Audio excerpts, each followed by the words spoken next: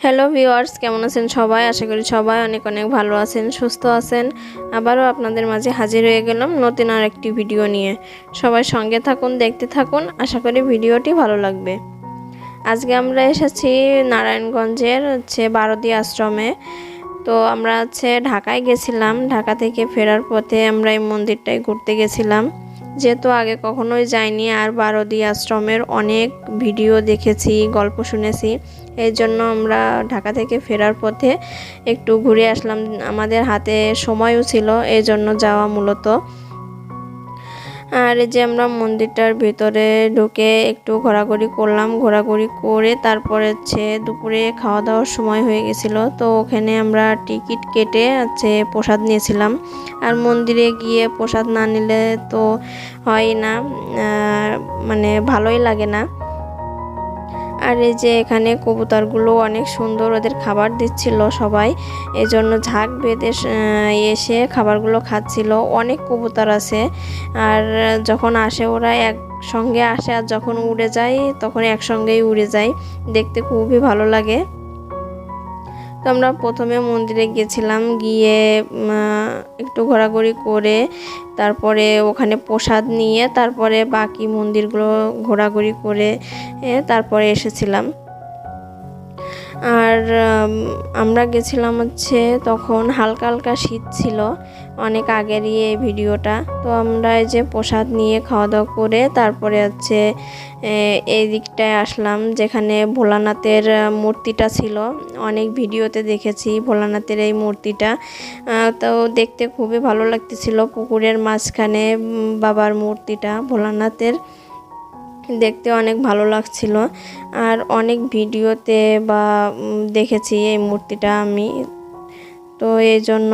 আর এটা কীর্তন খোলা, এখানে গিয়ে সবাই রেস্ট নিচ্ছিল যারা অনেক দূর থেকে এসেছিল। আর এখানে যে রাত্রে থাকারও ব্যবস্থা আছে, আপনাদের রুম ভাড়া নিলেই থাকা যাবে, এখানে থাকার ব্যবস্থা আছে। এই যে সবাই এখানে বসে রেস্ট নিচ্ছিল। এখানে সম্ভবত কীর্তন হয়, নামযজ্ঞ।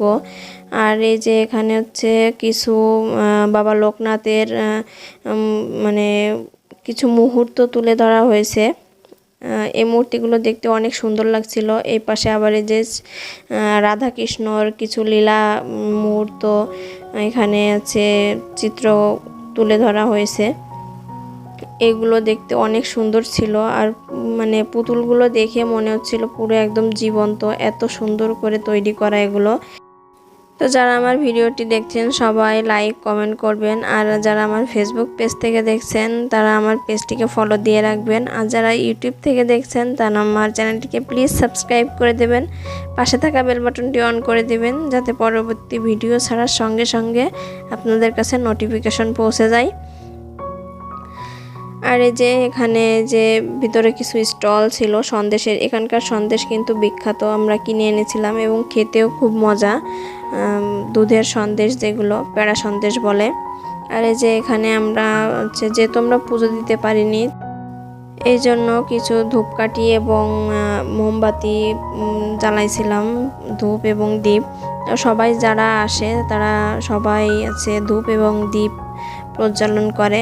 আমরাও একটু ধূপ দ্বীপ দিয়ে প্রার্থনা করে ঠাকুরের কাছে একটু প্রার্থনা করলাম।